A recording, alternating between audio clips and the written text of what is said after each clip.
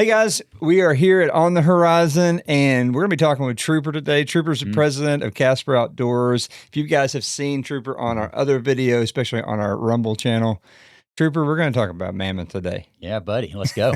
So I'm going to start our 22-minute countdown. We're going to see how close we actually get to 22 minutes. Ready? All right, here we go. Challenge, okay? Challenge about challenges, right? Challenge about challenges, I like Here we go. All right. First off, for everybody listening to the podcast, I know, and I heard of Mammoth, right? So let's talk about what is the Mammoth Sniper Challenge.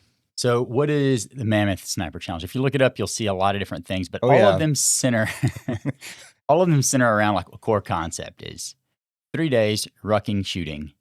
And that's like greatly oversimplifies the nature of the challenge, because it's not just 3 days of rucking and shooting, but basically you leave your vehicle on day one with everything you need.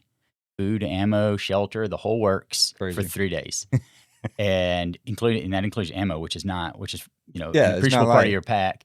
And you go and you do hard rucking under time constraints.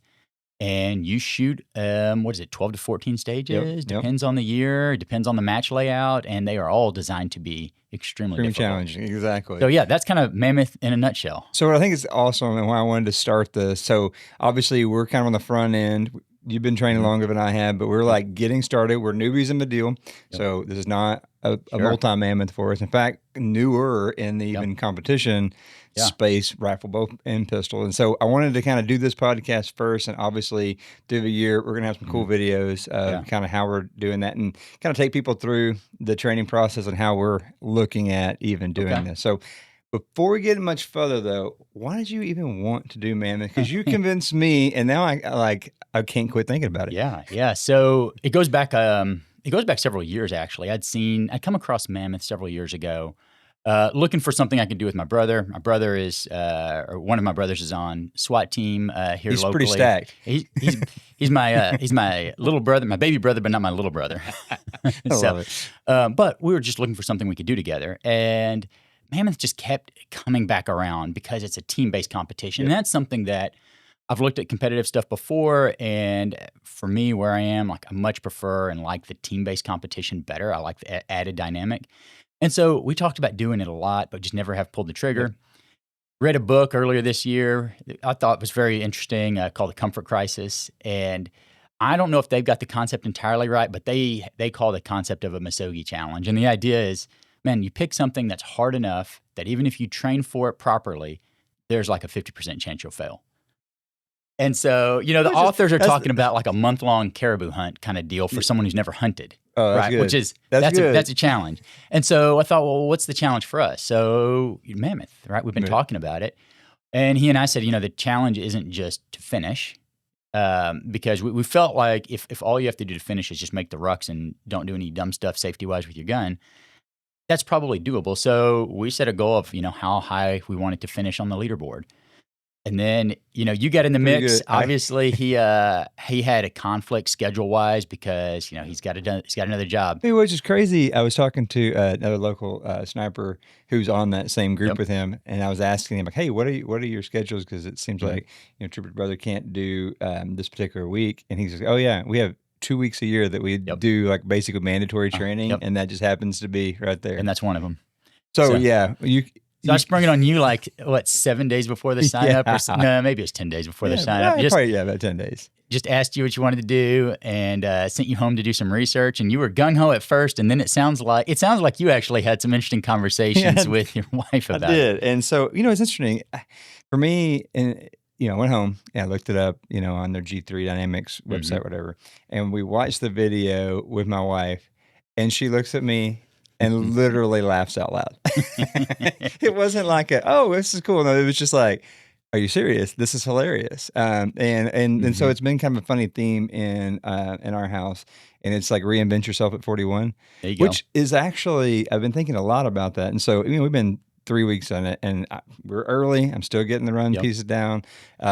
Really excited about the opportunity on the shooting side. And we watched the Bergera video, which if you're interested in Mammoth, they've got an awesome They got a good video. And I didn't realize that was Copeland Productions until the end. Those guys do really awesome work. So very, very well put together video.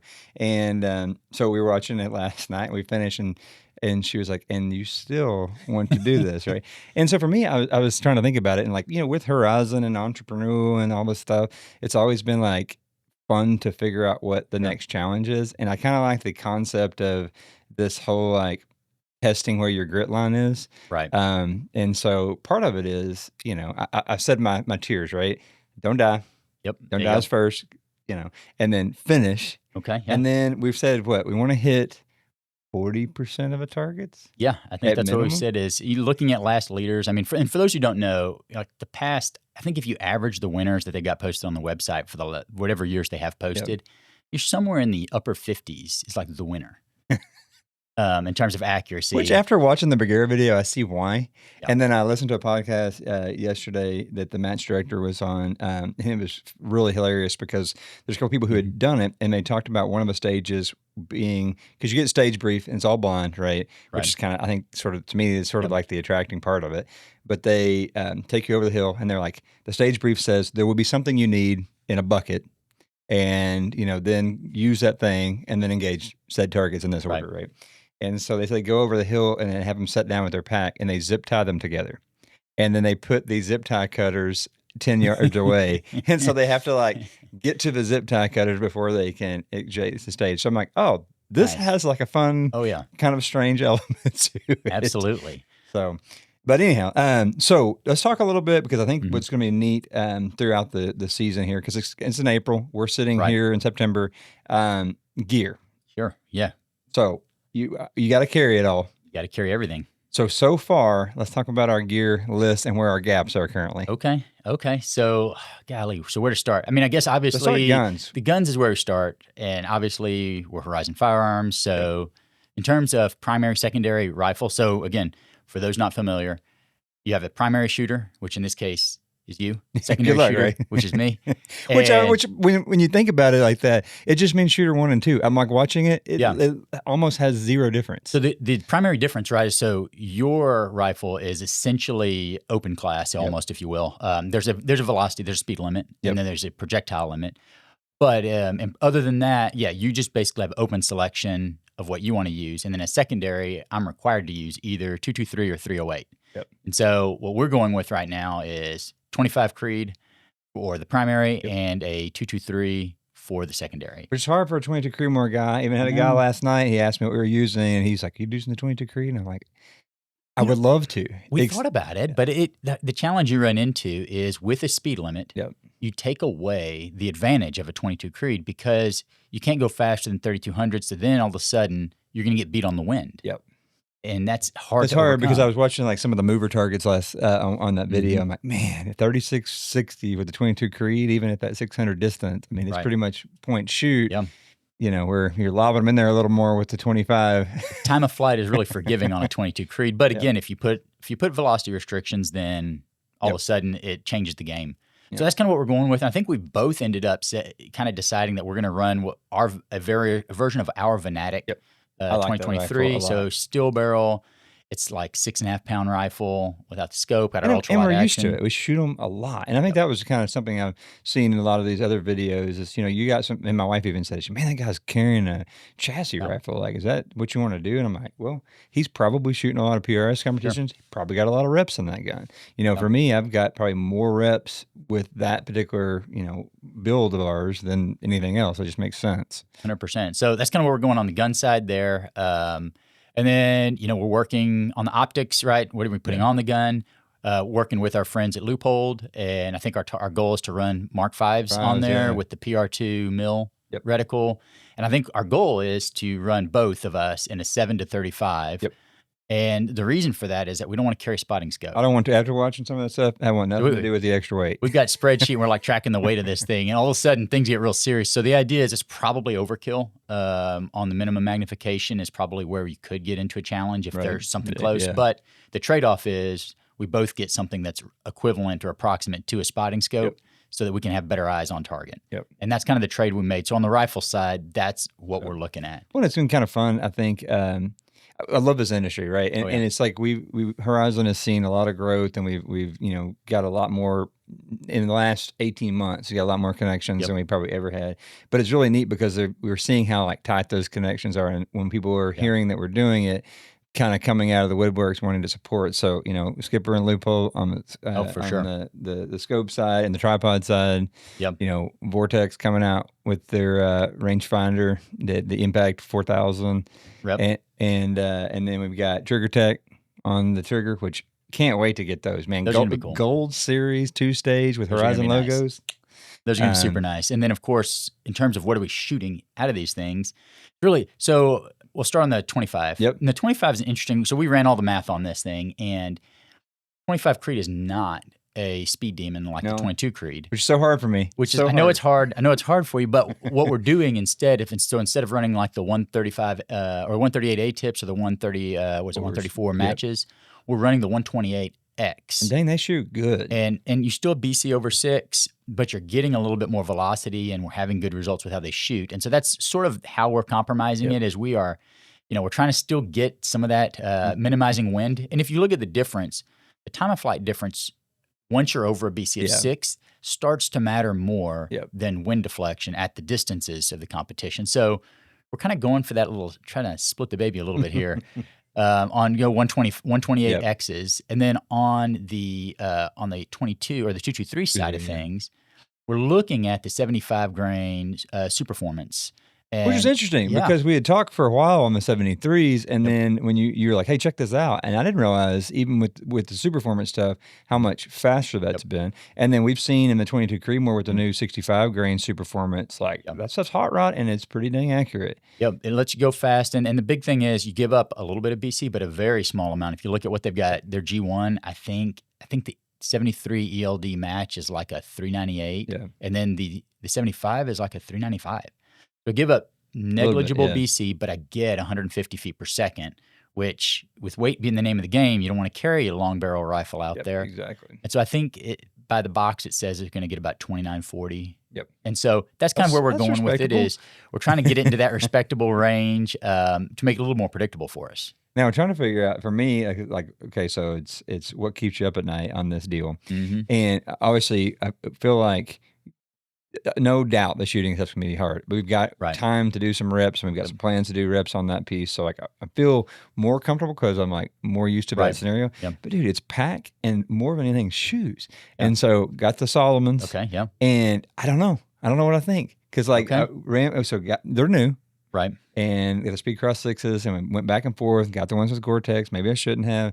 Ran yesterday, and then, like, for the first time last night, my feet, like, hurt. I was like, oh no, blister's coming.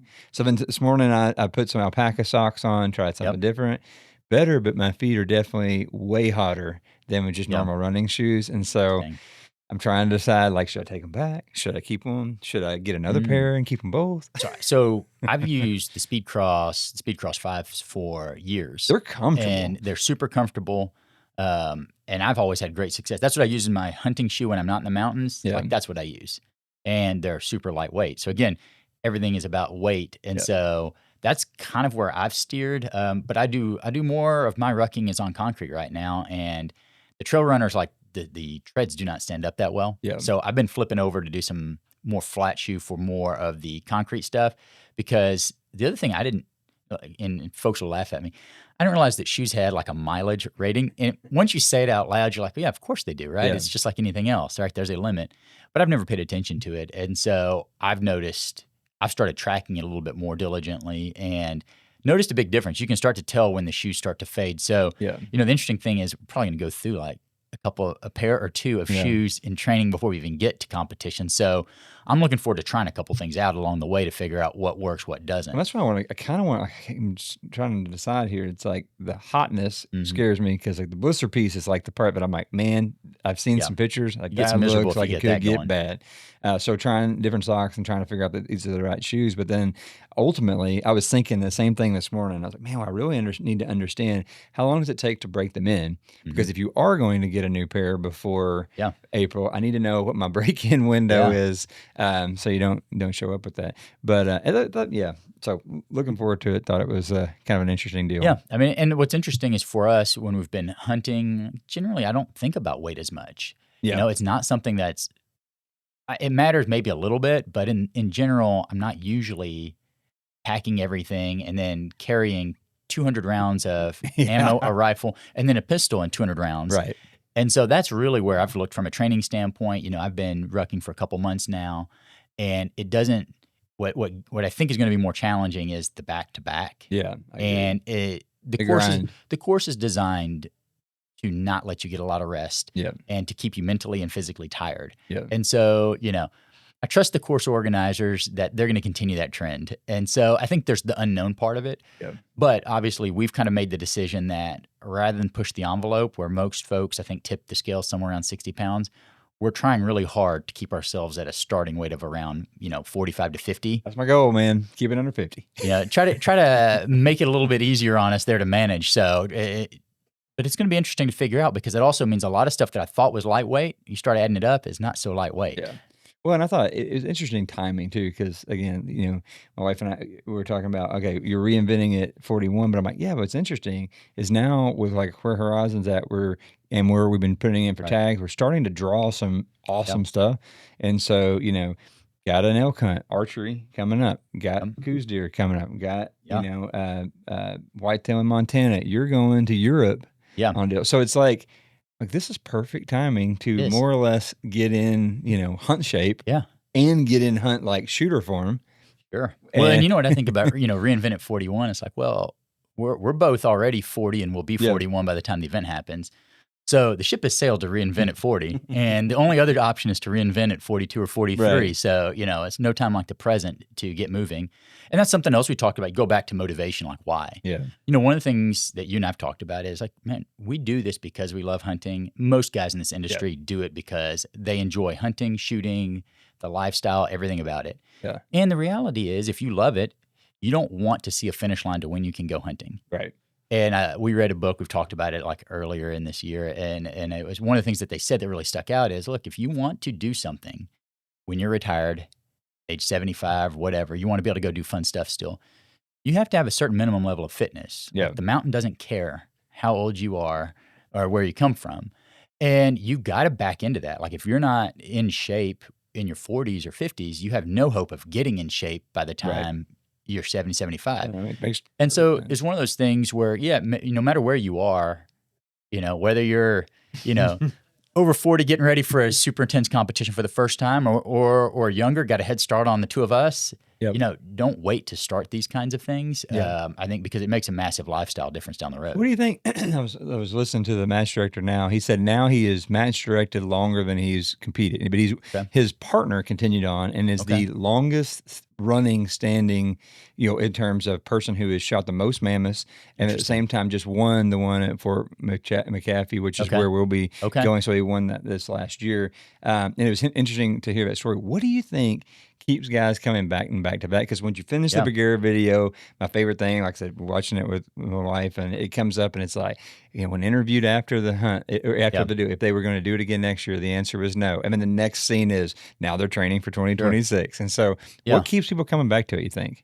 I think for me, what I see in people, what I see in myself is it's the challenge. Knowing the match is different every year, you're not going to get a repeat. Yeah. We appreciate things more when it's hard to get them. Yeah. When there's a challenge involved. And some people are like wired that way. Yeah. And you're attracted to the challenge. I think that's what I'm wanting to figure out. Yeah. Like I want to figure out if I'm wired that way, right? And I think the guy said it this morning. It was really interesting. It's like the first year, nothing. So it's kind of where we're at. That's why we're doing this series, and that's what we're kind of learning here. And you're just speculating. And so you're spending so much time thinking about the speculation, where it's like year two, what to expect. Yeah. But you still don't know enough to like really do well. And so that's that third year is when a lot of competitors come on and you're like, okay, all the speculation's mostly gone. I understand where my screw ups are. And now I'm like really serious. Right. And so I thought that was an interesting time horizon in terms of why people keep Yeah, I think that's interesting. It also kind of speaks a little bit to some of the things we've talked about how we're preparing. I mean, look, the reality is if you search mammoth videos and such, you will also find stories of folks who've done exactly what we're doing now. Yep. And they've prepped. And things didn't work out. Yeah. And I have a lot of respect for the fact that they get on and they talk about what didn't work because, our society doesn't really like dealing with failure. And the reality is the point of the challenge is that there's as good of odds that we fail as succeed. 100%. But we're also kind of approaching it, taking some things that we do kind of on the entrepreneurial side and seeing how we can apply that to training.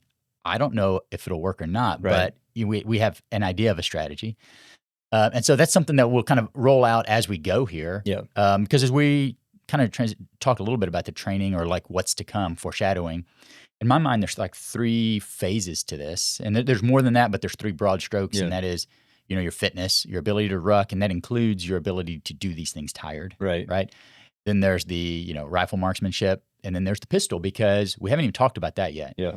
And the reality is, I think from what I've been told and what I've seen, upwards of 40% of your score is pistol marksmanship. We've been talking to pistol companies and really want to pair with somebody who, has the same goals, mission, mindset on product as when we do at Horizon. And watching the pistol competitions, I was talking to a friend last night back home. We grew up shooting a lot of pistols, and I've been out of it for a really long time. Right. And I honestly think that's the part I'm looking forward to the most.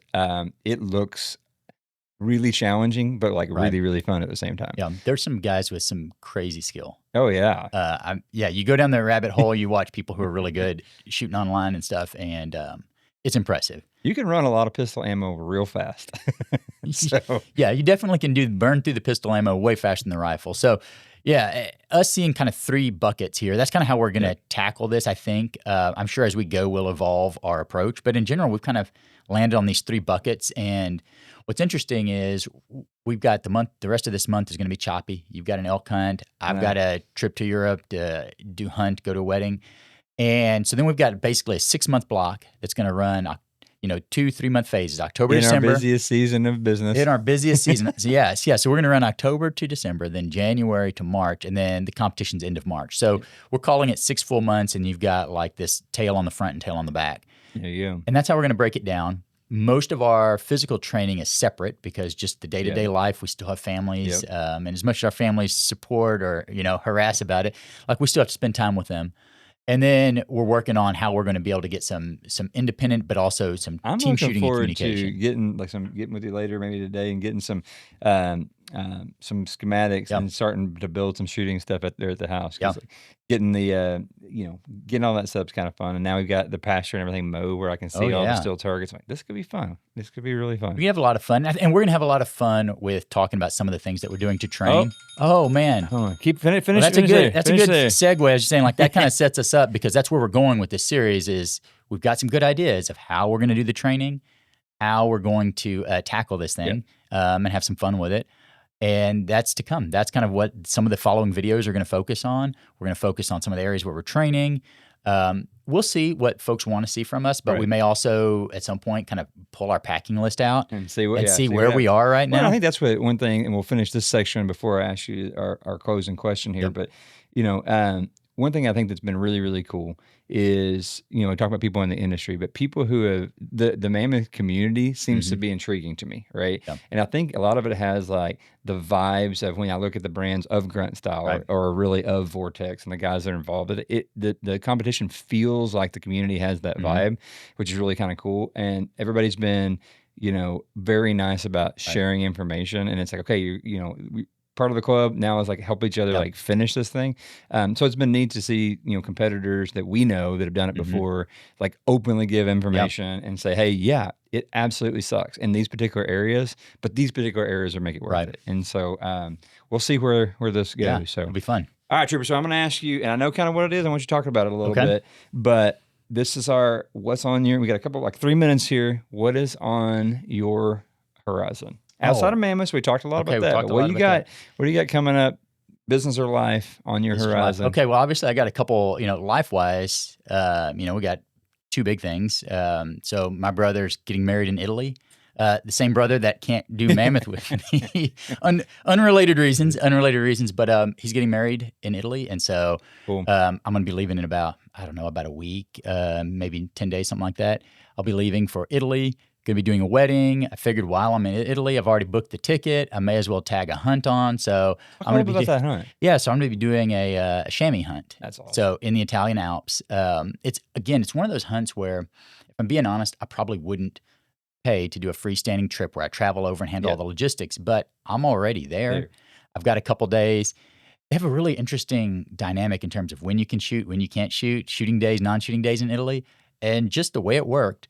If wedding, I have a travel day on a non-shooting day, I can do the hunt, and I can completely finish the hunt before the next non-shooting day, which is my return trip. Hey, So like sometimes the Shot math the just gap. like it just works. So I'm gonna do that. It's gonna be a fun experience. So I've got that going on. Got another hunt there in Utah coming up in November. So that's kind of some of the hunting side of things going on. Cool. But yeah, it'd be an interesting adventure for the I'm next looking several forward weeks. to hearing how your chamois goes, because man, that's one thing that I've always thought about going to New Zealand. I'm like, people always look at the stag and stuff. Man, I would much rather shoot the chamois than the stag. That's just like, I like the small animals, and so looking forward to It should be a seeing lot how of that fun. goes. But well, Trooper, I appreciate it, guys. Thank you so much for listening or watching to this episode of On the Horizon. Be sure and like and subscribe. Let us know what you think as we work through the upcoming Mammoth. Appreciate it, guys. We'll catch you later.